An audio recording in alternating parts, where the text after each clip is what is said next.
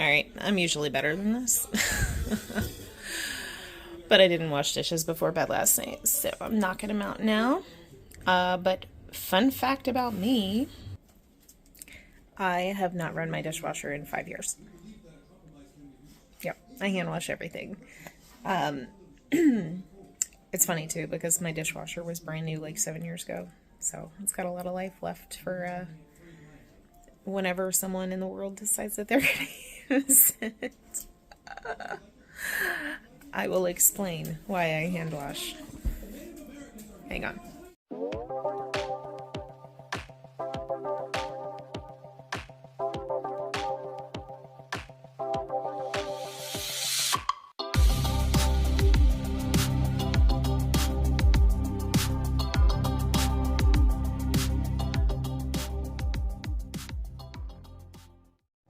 Alright, it's May 2nd. I have a feeling that this is going to be up a little from yesterday. Just because my numbers are funky this morning. Yep. 171.8. That's life. Alright, May 2nd, day 2. Consistency challenge. Alright, hanging out in the nature. The squirrels are going nuts. Anyway. So why do I hand wash my dishes? I blame the author, Gary John Bishop, for why I hand wash all of my dishes. So he has a lot of sort of self-help books, and they're quite sweary. And if you're an audiobook person, I highly recommend because he narrates them himself with his super awesome Scottish brogue. And so I actually will link the one down below. It is called Stop Doing That it's a book about self-sabotage. I read it several years ago, and basically there's one little teeny tiny tidbit in there where he talks about control. And I am a little bit of a control freak and a micromanager. And so one of the things that he talks about is, finding the thing that you can control and kind of manifesting that control, I guess. And so I took washing dishes as my thing. I don't know why.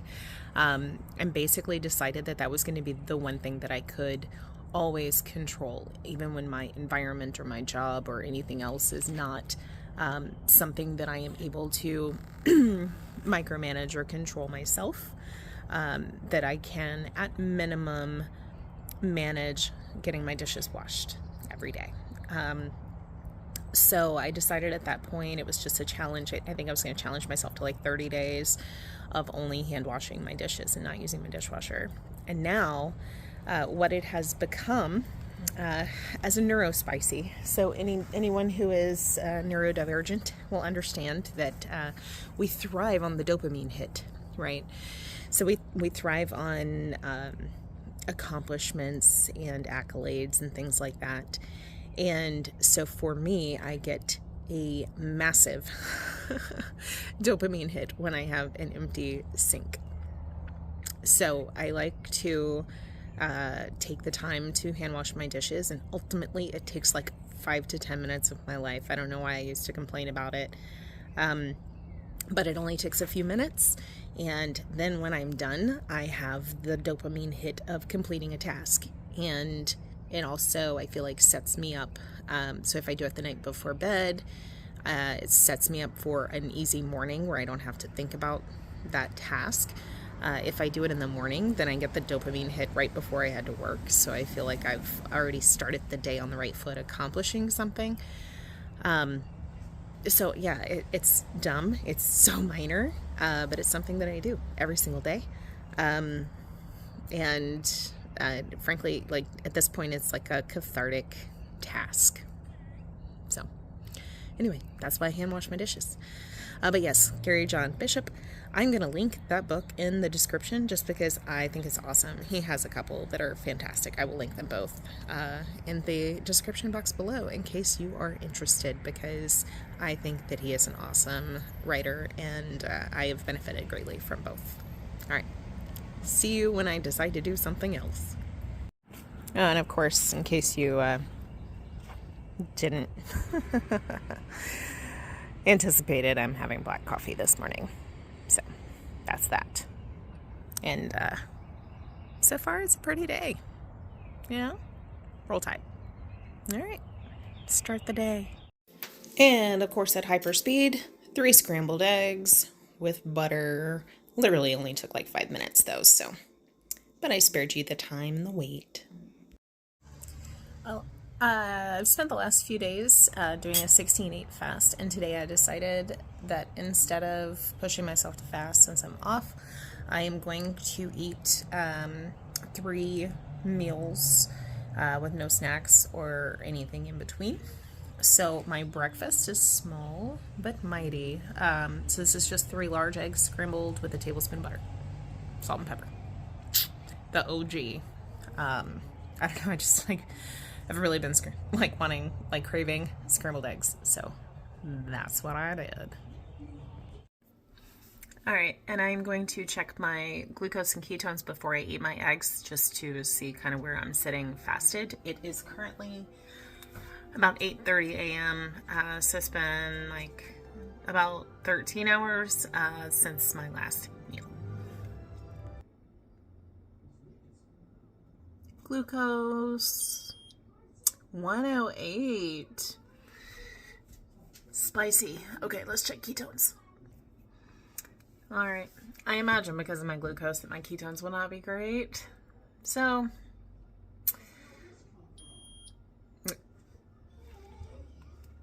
okay.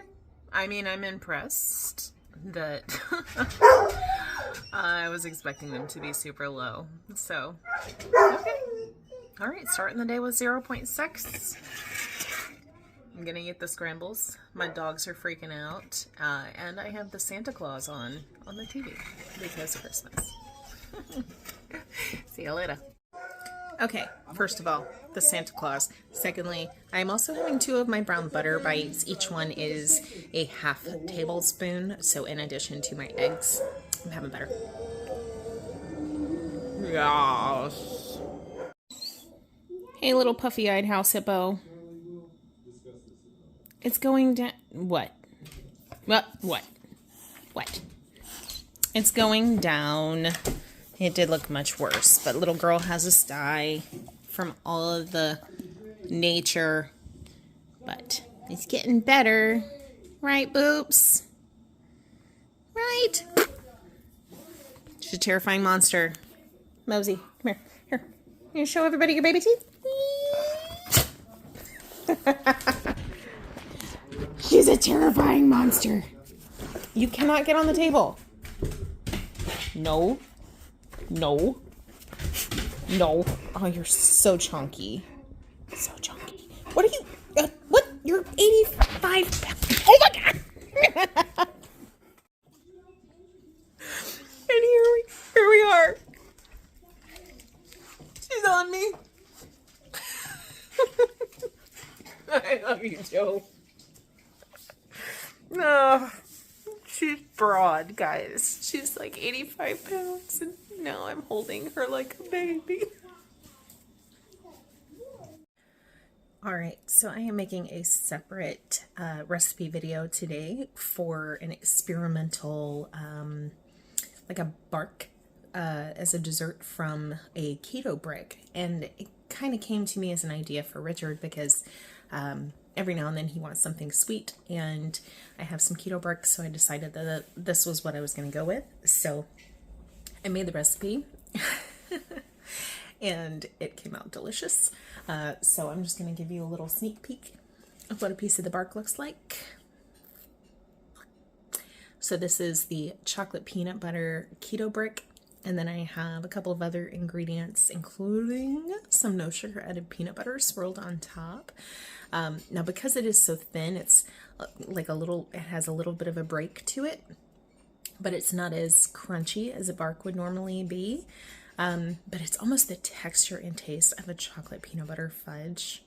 So this is, I already had one piece as my taste test, and I'm having one more because it's so good. But not my norm as far as keto friendly-ish items, just because I try to stay away from too many of these because they're pretty addictive. But it is good, y'all. Keep an eye out for that recipe. Alright, for lunch I had a strawberry keto chow made with coconut oil and unsweetened almond milk. And there's Richard over there fixing the grill to my car. So it'll be ready this week. Back together.